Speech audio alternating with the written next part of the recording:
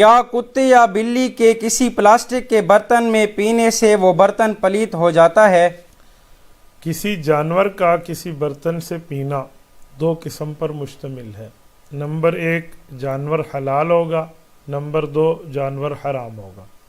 اگر جانور حلال ہے تو اس کے پینے سے برتن پلید و نجس نہیں ہوتا، اور اگر جانور حرام اور مردار ہے تو اس کے پینے سے بالکل نجس ہو جائے گا۔ اسی لیے تفصیل تھوڑی سی ذہن میں رکھیں۔ مثلا کتا، گدھا یہ پانی پی لیتے ہیں تو آپ کا بالکل برتن پلید ہو گیا ہے، اسے کم از کم 3 بار آپ دھو کر اس کو پاک اور صاف کر سکتے ہیں۔ بلی کے پانی پینے میں تھوڑی سی تفصیل ہے کہ حدیث پاک میں اس کے پانی پلانے پر ایک فضیلت بھی ذکر ہوئی ہے، اور سیدنا ابو قتادہ رضی اللہ تعالیٰ عنہ ارشاد فرماتے ہیں کہ ایک بار پانی جو وضو کا پڑا ہوا تھا بلی پینے آئی تو اس کو مزید انڈیل دیا گیا تاکہ وہ پی لے، تو اسی لیے اس میں نرمی موجود ہے۔ بلی پانی پی لے تو مکروہ تنزیہی ہے پانی پینا، بہتر یہی ہے کہ اس سے آپ نہ پئیں، اس کو بہا دیا جائے، لیکن مجبوری میں اس سے وضو وغیرہ کی گنجائش علماء نے لکھی ہے۔ ہاں اگر بلی نے تازہ چوہا کھایا ہوا ہے، وہ کیسے پتہ چلے گا؟ اس کا منہ سرخ ہوگا، سمجھ آ جائے گی کہ اس نے تازہ چوہا کھایا ہے، یا 100% کوئی حرام چیز منہ میں ڈال کے آئی ہے۔ بہرحال احتیاط اور بہتری اسی میں ہے کہ اس کا پانی بھی آپ نہ پئیں۔ باقی وہ برتن ہو پلاسٹک کا، یا برتن ہو جس کا، یا برتن ہو اسٹیل کا، یا برتن ہو شیشے کا، سب کا حکم ایک جیسا ہے، آپ کو اس کو دھونا پڑے گا، پھر جا کر وہ پاک ہوگا۔ غم خور پوچھتے ہیں اگر کسی لڑکی سے دوستی کر لیں اور بعد میں نکاح کریں، نیت نکاح کی ہو، کیا اس لڑکی سے دوستی کر سکتے ہیں؟ سوال پوچھنے والے کون ہیں؟ غم خور۔ غم خور، کیا بات ہے، آپ نے غم کھائے ہوئے ہیں، کٹھا ہو یا عاشق ہے۔ تھوڑی سی بات پہلے سمجھا کریں میرے بھائی۔ اگر میں آپ کے گھر آپ سے چیز چرا لوں، بعد میں آپ کو پیسے دے دوں، آپ کو کتنا اچھا لگے گا؟ کسی کی دکان پہ جائیں، آپ اس کی چیز چرا لیں، چرانے کے بعد اس کو پیسے دے دیں، جب پکڑے جائے تو ساری زندگی آپ کو لوگ چور کہیں گے۔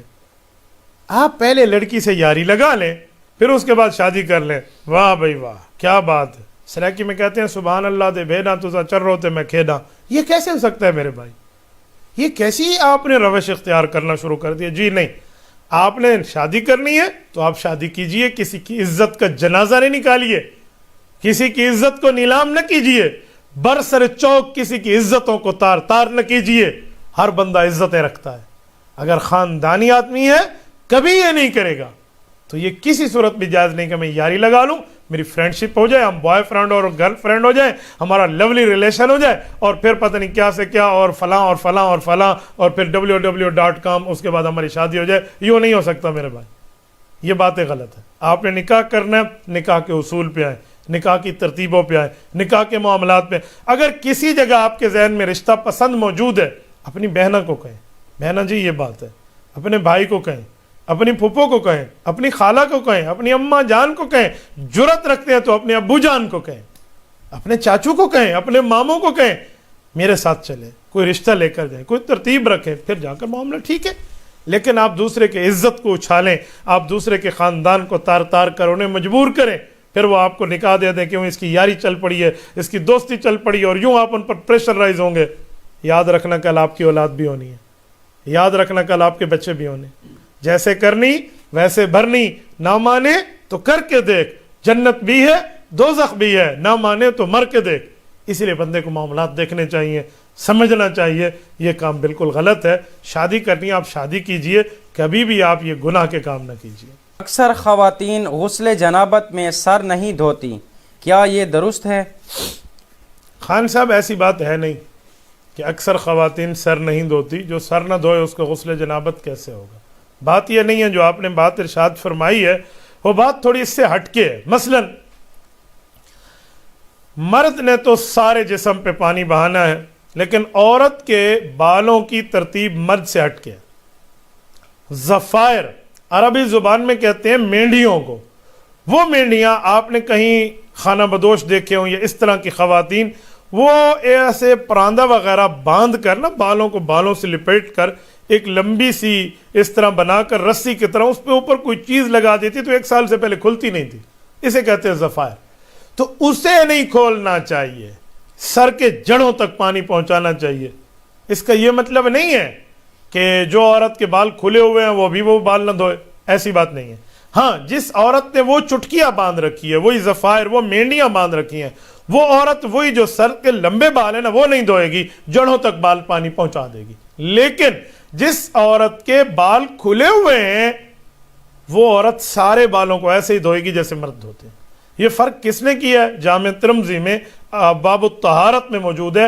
ام المؤمنین سیدہ ام سلمہ رضی اللہ عنہا ارشاد فرماتی ہیں میں نے اللہ کے رسول سے ان ضفائر کا مسئلہ پوچھا تو حضور نے فرمایا سر کے بالوں تک پہنچا دو، ان کا کھولنا ضروری نہیں ہے. کیوں؟ یہ پہلے سے بندے، ان کو کھولنے میں تکلیف ہے. تو یہ مسئلہ ہے. یہ نہیں ہے کہ عورتیں سر کے بال دھوتی نہیں ہیں، وہ دھوتی ہیں، ہاں جڑوں تک پہنچانا چاہیے. اچھا، ان کو کھولے بغیر جڑوں تک پانی پہنچ گیا، بالکل ٹھیک ہے.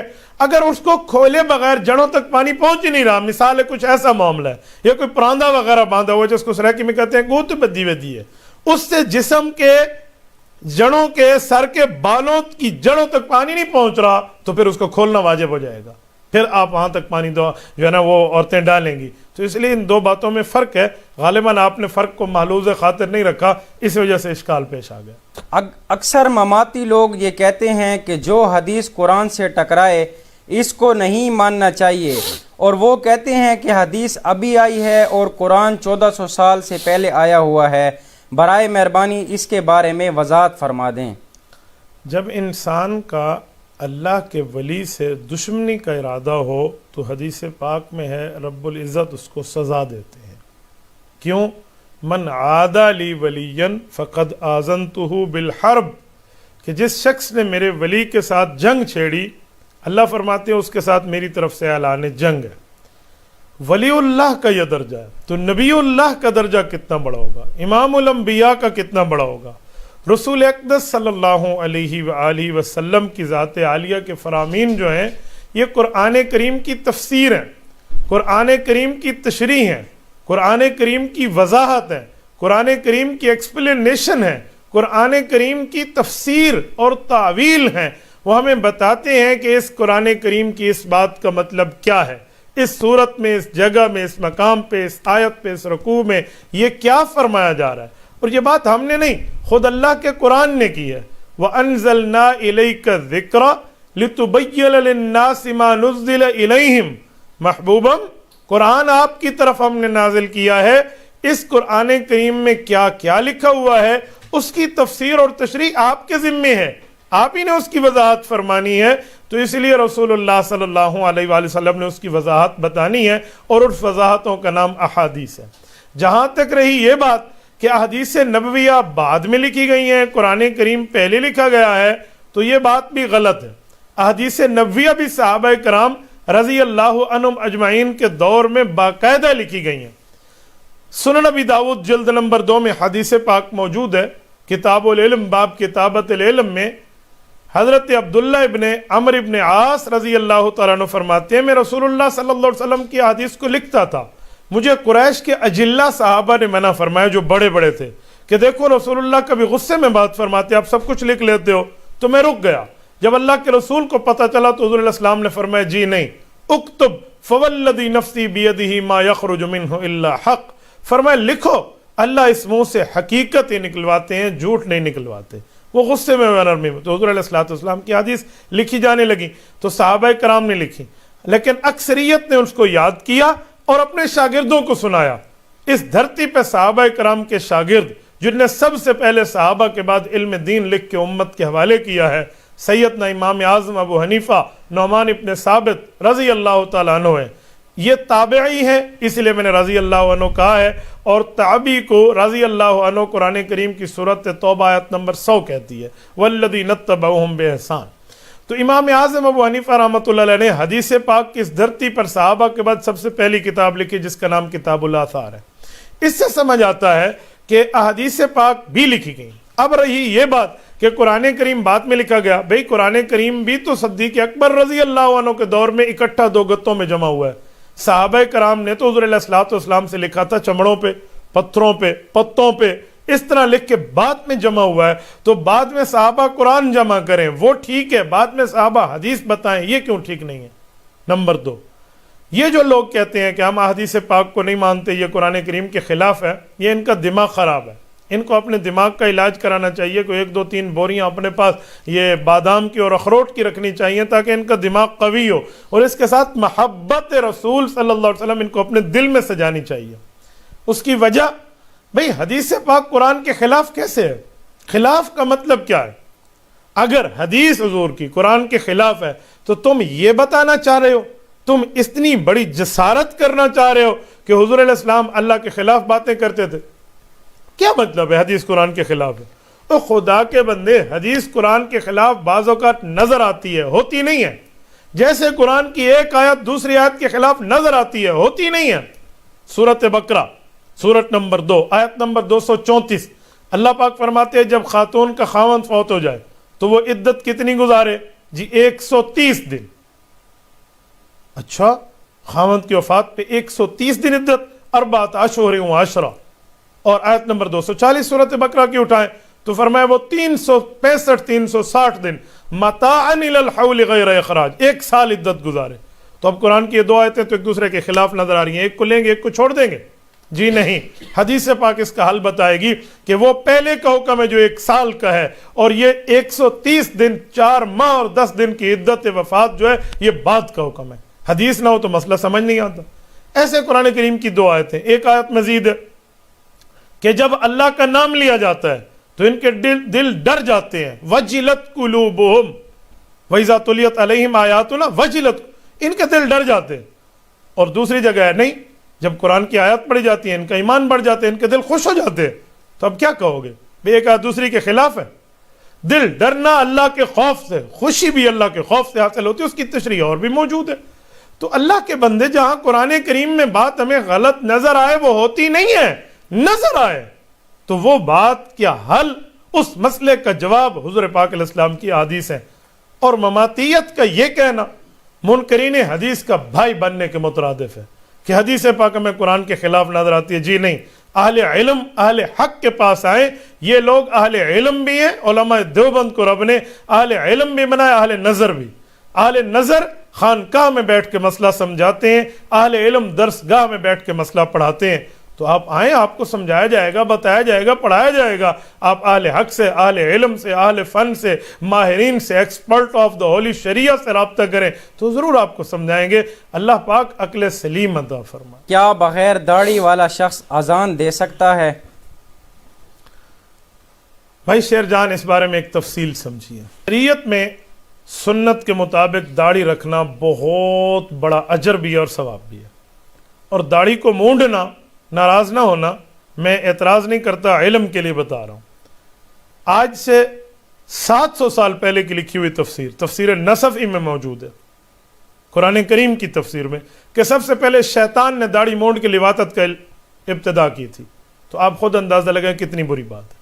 اس لیے داڑھی مونڈنا یہ بالکل غلط ہے، گناہ کبیرہ ہے، فاسق معلن ہے ایسا آدمی۔ تو اس بارے میں علماء کی 2 رائے ہیں۔ جو پرانے بزرگوں کی رائے ہے وہ یہی ہے کہ ایسے بندے کی اذان نہیں ہوتی، اسے نہیں دینی چاہیے، مکروہ تحریمی ہے۔ لیکن ایک جملہ ذہن میں رکھیں، اگر کسی جگہ ایک شخص داڑھی مونڈا ہے، وہ اذان کے لیے آ گیا ہے اور ساتھی اس کی اذان پہ راضی بھی ہیں، اور وہ اذان دے رہا ہے، ایک دن وہ اذان دے رہا ہے، دوسرے دن اللہ پاک اسے آگے دین کے لیے مزید قبول کر رہا ہے، تو ایسے موقع پہ اعتراض نہیں کرنا چاہیے۔ ہاں مستقل اس کو عادت نہ بنائے کہ مؤذن ہی بندہ ایسا بندہ رکھ لے۔ باقی یہ ہے کہ ترغیب کے لیے وہ آ گیا ہے تو وہ باقی بھی راضی ہیں محلے والے، تو ٹھیک ہے، متولی وغیرہ اس کو دینے دے رہے ہیں تاکہ ایک ترغیب بن جائے، تو پھر اس کے لیے کوئی نرمی علماء کر لیں گے۔ کیونکہ مسئلہ صرف یہی ہے کہ اصل میں شعار اسلام ہے اذان، اور شعار اسلام کو اسلام کے فلی طریقے پر کیا جانا چاہیے۔ یہ نہ ہو کہ بندہ خواہ سے داڑھی مونڈا ہوا اور وہ مسلط ہو کے بیٹھ جائے، جی میں تو اذانیں دوں گا، میں تو نمازیں پڑھاؤں گا۔ اب تیرا کیا کام ہے؟ اگر تو نے کرنا ہے تو پھر اب سنت کے مطابق ہی عمل کرو نا۔ تو سنت کی کھلی مخالفت اور پھر اس طرح ایسا نہیں ہونا چاہیے۔ ہاں اگر کرنا ہے تو ترغیب کے لیے بندہ دے دیتا ہے کبھی کبھی، تاکہ وہ اس طرح دین کی طرف آ جائے، غلطیوں کو چھوڑ دے، گناہوں کی چھوڑ دو، پھر اس کی گنجائش نکل آئے گی۔ مجھے چھوٹی چھوٹی باتوں پر بیوی پہ بہت غصہ آتا ہے، کچھ رہنمائی فرمائیں۔ عمر گل صاحب، آپ کو اپنی بیوی پر غصہ آتا ہے چھوٹی چھوٹی باتوں پر. کیوں؟ وجہ وہ آپ کی بیوی نہیں ہے. اس نے آپ کے لیے اپنی ماں، اپنے باپ، اپنی بہن، اپنے بھائی، اپنے خاندان، اپنے بچپن کے کھیلے ہوئے گھر کو چھوڑ کے آپ کے پاس آئی ہے. کیوں غصہ آتا ہے آپ کو اس پر؟ اس میں کون سی اس نے غیر شرعی جسارت و حرکت کی ہے؟ وہ آپ بتا دیں، ہم اس کا حل دے دیں گے. لیکن اس کے باوجود چھوٹی چھوٹی باتوں پر آپ کو غصہ آتا ہے. گویا کہ آپ اپنے سوال میں بات خود ایکسیپٹ کر رہے ہیں کہ چھوٹی بات ہوتی ہے میں غصہ کر کے بڑا بنا دیتا ہوں. تو غلطی آپ میں ہے، اس میں نہیں ہے. آپ اپنے معاملے کو دیکھیں. آپ کو ایسا نہیں کرنا چاہیے. آپ اللہ پاک سے اپنے لیے معافی کی امید رکھتے ہیں نا کہ اللہ میری غلطیوں کو معاف فرما کر معاف کرے گا، تو آپ اس کو معاف کرنا سیکھیں. وہ آپ کے نسل کی بڑھوتری کر رہی ہے، لہٰذا اس طرح کی غصے والی باتیں نہ لائیں. میں بعض اوقات حیران ہوتا ہوں جو کہتے ہیں مجھے بیویوں پہ غصہ آتا ہے. ہو سکتا ہے کوئی اور وجہ ہو. یہ خواہ مخواہ غصہ کرنے والے ہیں نا، ان کو سہیلیاں رکھنے کا بڑا شوق ہوتا ہے. سہیلیوں پہ انہیں کوئی غصہ نہیں آتا.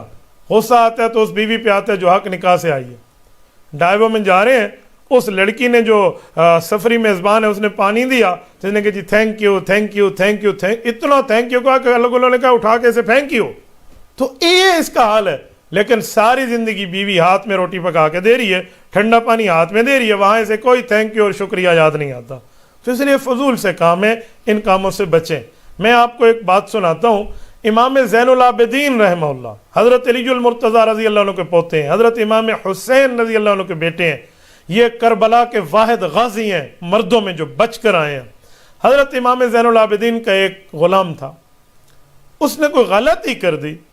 میرے خیال میں وضو کا پانی لا رہا تھا تو اس نے کوئی انڈیل دیا تو ان کے کپڑے خراب ہوئے، اس طرح کا کوئی مسئلہ تھا. تو انہوں نے غصے سے اسے دیکھا، یوں کیا کیا تو. وہ قرآن کریم کا حافظ تھا. اس نے قرآن کریم کی آیت پڑھنا شروع کی کہ وَالْكَاظِمِينَ الْغَيْظَ. قرآن کہتے ہیں وہ لوگ جو غصے کو چھپا جاتے ہیں، غصے کو مٹا دیتے ہیں، غصے کو ختم کرتے ہیں. تو ان کا غصہ تھوڑا سا ٹھنڈا ہوا. اس نے دیکھا نا کہ اب لوہا گرم ہے، اب میں اور کام کروں. اس نے کہا وَالْعَافِينَ عَنِ النَّاسِ. اس لفظ کے آگے اللہ فرماتے ہیں وہ لوگوں کو معاف کر دیتے ہیں. تو انہوں نے فرمایا میں نے تجھے معاف کر دیا. اس نے کہا اب تو مولا کا کرم ہو رہا ہے، اللہ کا فضل ہو رہا ہے میرے اوپر. اس نے کہا اگلا لفظ ہے حضرت واللہ یحب المحسنین، کہ اللہ احسان کرنے والوں کو پسند کرتے ہیں، آپ احسان کیجئے. کہا جا میں نے تجھے آزاد کر دیا. تو اس لیے جب غصہ آتا ہے نا، آپ بیوی پر پیار کرنا سیکھیں، نرمی دینا، انعام دینا سیکھیں. میں آپ کو غصہ ختم کرنے کا زبردست حل بتاتا ہوں. جتنی بار غصہ آئے اتنی بار جیب کے پیسے نکال کے اسے دے دیں. میں دیکھتا ہوں دوسرے دن تمہیں جیب غصہ کرنے دیتے. دل کہتا ہے کہ ساری دنیا خرید لوں، مگر جیب کہتے اوئے بکواس بند کر، کہیں یہ نہ ہو شٹ اپ کہہ کر وہ تمہیں شٹ اپ کال دے دے. تو غصہ آپ نے ختم کرنا ہے. جتنی بار بے جا غصہ کیا اتنی بار آپ نے بے جا ہدیہ دے دیا ہے. انشاءاللہ تعالی زبردست طریقے سے غصہ بھی ختم ہو جائے گا اور ہدیہ بھی آپ کو ملتا رہے گا اور آگے چلتا رہے گا. اگر بیوی غصے میں شوہر کو کافر کہہ دے تو نکاح میں کوئی مسئلہ تو پیدا نہیں ہوگا؟ برائے مہربانی رہنمائی فرمائیں. جی نہیں، اگر بیوی خاوند کو غصے میں کافر کہہ دے، منافق کہہ دے، مرتد کہہ دے، بے ایمان کہہ دے تو بات تو غلط ہے، لیکن اس سے نکاح نہیں ٹوٹتا. یہ نہیں ہے کہ اس سے نکاح ٹوٹ گیا، ایسی کوئی بات نہیں. اس نے غصے میں چند جملے کہہ دیے ہیں تو اس سے یہ نہ سمجھے. بعض اوقات انسان غصے میں کہہ دیتا ہے اور اس کے اوپر اتنا غصہ کر کے وہ ایشو بنا کر یہ بھی نہیں کرنا چاہیے. میں آپ کو ایک جملہ کہتا ہوں.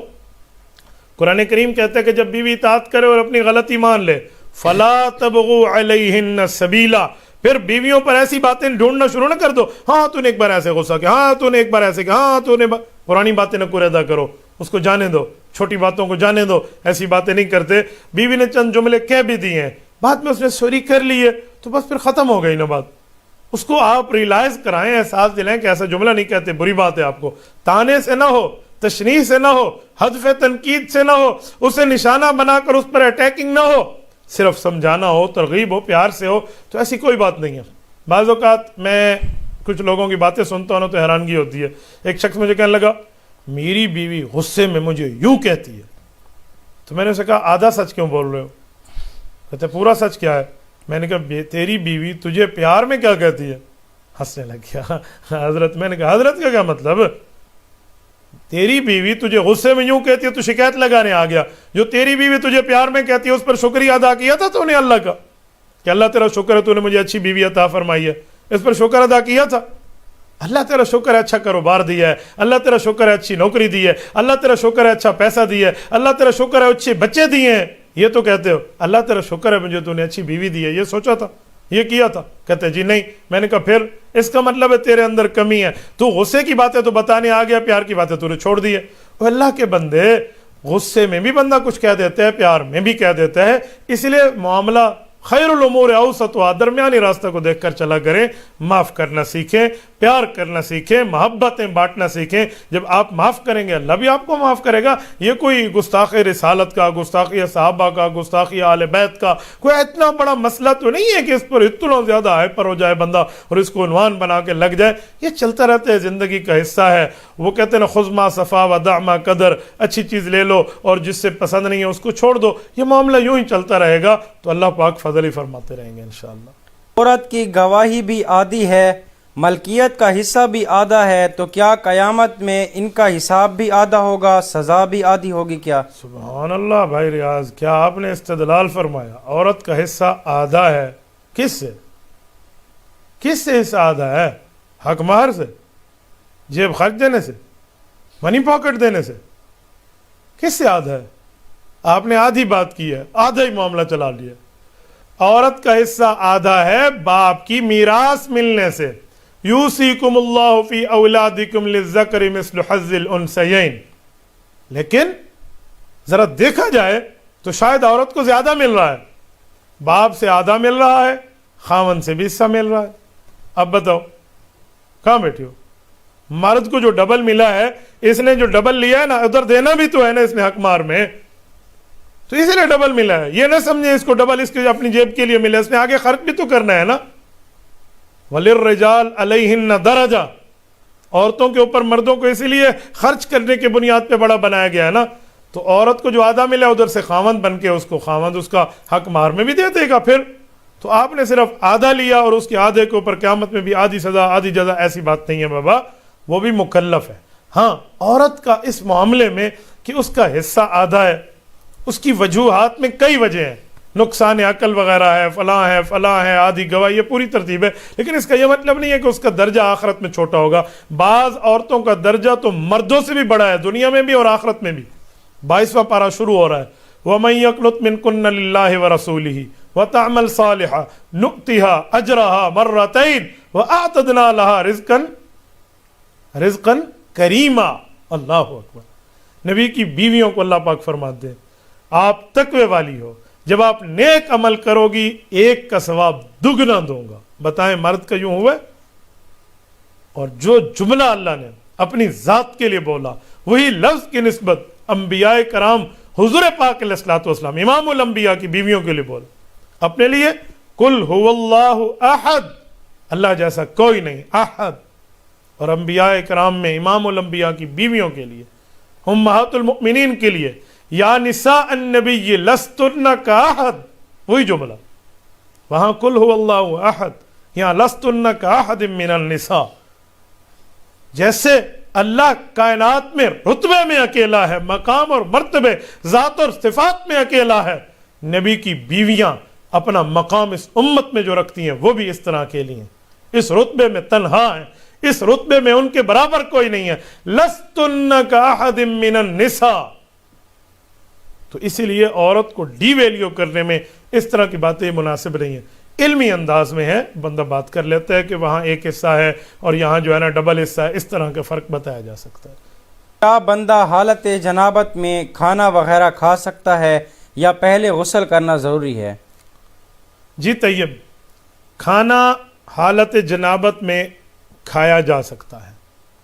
اس سے لیے آداب میں بہتر ہے آپ کلی کر لیں, آپ ہاتھ پاؤں دھو لیں, آپ وضو کر لیں, آپ کھانا کھا سکتے ہیں. اس پر یہ نہیں ہے کہ حالت جنابت میں آپ کے لیے کھانا کھانا بھی حرام ہو گیا. ایک بندہ اٹھا ہے, سحری کرنی ہے, جنبی ہے, استنجا کر کے آ کے بیٹھے, اب دیکھے گا غسل کروں گا تو ادھر سے لین دین پوری اور میرا تو سحری بھی گیا. تو اب یہ بندہ حالت جنابت میں کھائے گا نا, اس کے بعد غسل کر لے گا. تو حالت جنابت میں کس نے کہنا ہے کھانا من ہے, جائز ہے. عورتیں حالت حیض کے اندر مخصوص ایام میں, مینسز ڈیز میں, خاتون پکا بھی سکتی ہے کھانا, آپ اس کا پکا ہوا کھا بھی سکتے ہیں, خود بھی کھا سکتی ہے. تو اس کھانے پینے کا اس سے منع نہیں ہے. لیکن یوں نہیں ہے کہ غسل ہی نہ کرے بندہ، لیٹ ہوتا گیا، نماز کا وقت گزر گیا، کھانے کا وقت گزر گیا، بیٹھا ہوا ہے، یہ غلط ہے۔ ہاں کھانے کے وقت میں آپ کھا بھی سکتے ہیں، اس کے بعد آپ غسل کر لیں۔ اسی لیے یہ بات ذہن میں سے نکال دیں کہ بندے نے جنبی حالت میں اگر کچھ کھا لیا ہے تو بس یہ حرام کھا لیا، جی نہیں، کوئی حرام نہیں کھایا، حلال کھایا، بندہ کھا سکتا ہے۔ عورتوں کا بائک وغیرہ چلانا کیسا ہے؟ علی بیٹا ایک بات ذہن میں رکھنا، خاتون کا بائک چلانا یہ ناجائز ہے۔ روڈوں کے اوپر آ کر، سڑکوں پر آ کر، بے پردگی کے ماحول میں، عریانی کے ماحول میں، فحاشی کے ماحول میں بائک چلانا یہ بالکل ناجائز ہے۔ بالکل کسی اپنے گھر میں، اس کا 2 کنال کا گھر ہے، اپنے گھر میں بائک چلا رہی ہے، محرم میں بیٹھی ہوئے، پھر تو کوئی مسئلہ نہیں ہے، لیکن بے پردگی کی وجہ سے منع کر رہا ہوں۔ اسی طرح عورت کا گاڑی چلانا ہے، یہ بھی ذہن میں رکھنا۔ خاتون خانہ اگر گاڑی ڈرائیو کرتی ہے، ایک ہے اس کو ڈرائیو آنی چاہیے، ایک ہے وہ ڈرائیو کرتی ہے باہر آتی ہے، شدید مجبوری میں پردے کے اندر آئے گی تو ٹھیک ہے، اور یہ کام بائک پہ نہیں ہو سکتا، یہ پردے والا کام زیادہ تر جو ہے یہ گاڑی میں ہو سکتا ہے۔ ضرورت شدیدہ میں وہ چلا سکتی ہے، گاڑی چلا سکتی ہے، اور گاڑی ڈرائیو بھی کر سکتی ہے، وہ خاتون باہر آ بھی سکتی ہے لیکن پردے کی حالت میں۔ ہاں کوئی مرد موجود ہے تو اس کا حق ہے وہ کرے، کیوں؟ قرآن کریم نے کہا ہے 22ویں پارے کے پہلے صفحے پر رب فرماتے ہیں وَلَا تَبَرَّجْنَ تَبَرُّجَ الْجَاهِلِيَّةِ الْأُولَى، جیسے جاہلیت پرانے زمانے کی تھی، جاہلیت اولا کے دور میں، دور جاہلیت میں خواتین باہر نکلتی تھی، اب یوں نہ نکلنا۔ اگر دور جاہلیت کی خواتین کے گھر کے باہر نکلنے کو سمجھنا ہو تو مغربیت حاضرہ کے گھر سے باہر نکلنے کو سمجھو۔ آج جو ویسٹ ہے، جو مغرب ہے، جو یورپی اور مغربی تہذیب ہے، اس تہذیب موجودہ کو سمجھو تو ان کی پریزنٹ کو سمجھ کے آپ کو کافروں اور جاہلوں کا پاسٹ سمجھ آئے گا، ماضی سمجھ آ جائے گی۔ تو اس لیے اس طرح خاتون خانہ کو ان کی اتباع میں، مغربیت کی اتباع میں، ان سے مرعوب ہو کر باہر آ کر بائک چلانا اور بے پردگی میں گاڑی چلانا یہ کسی قسم کا اسلام میں جائز نہیں ہے۔ ہاں پردگی کی حالت میں بالکل گاڑی چلانا جائز ہے، وہ کسی مجبوری میں ہے، معاملات میں۔ میں تو خاتون خانہ کو گاڑی چلانا باقاعدہ سمجھتا ہوں کہ گاڑی چلوانی چاہیے، کسی اچھے ماحول میں، پردے کے ماحول میں، محرم خود اسے سکھائے۔ آپ اپنی گھر والی کے ساتھ ڈرائیو کر کے آ رہے ہیں، اللہ نہ کرے ایکسیڈنٹ ہو گیا ہے، آپ کو ہاسپٹل تک پہنچائے گا کون؟ اگر گھر والی کو ڈرائیونگ آتی ہے تو وہ آ جائے گی۔ اور خاتون خانہ کو اس حد تک آپ سمجھائیں، اگر آپ کے پاس لائسنس یافتہ اسلحہ ہے، آپ باقاعدہ لائسنس رکھے ہوئے ہیں، آپ خاتون خانہ کو سمجھائیں میں گھر میں نہ ہوں تو اس نے گھر کی حفاظت کرنی کیسے؟ اس حد تک تو معاملہ ٹھیک ہے آپ کریں، لیکن اس کے کھلے عام اجازت دینا بے پردگی کے ماحول میں اور یعنی اور فحاشی کے ماحول میں، جہاں کیا کہتے ہیں بے پردگی کی نظریں اٹھنا شروع ہو جائیں، یہ جائز نہیں ہے۔ 100% پردے میں ہو تو گاڑی کی گنجائش ان حالات میں نکل سکتی ہے، اور اگر پردہ ہو بھی تو بائک چلانا پھر بھی کسی صورت مناسب نہیں ہے۔ اس لیے موٹر سائیکل اور گاڑی کا فرق تھا، وہ میں نے آپ کی خدمت میں رکھ دیا۔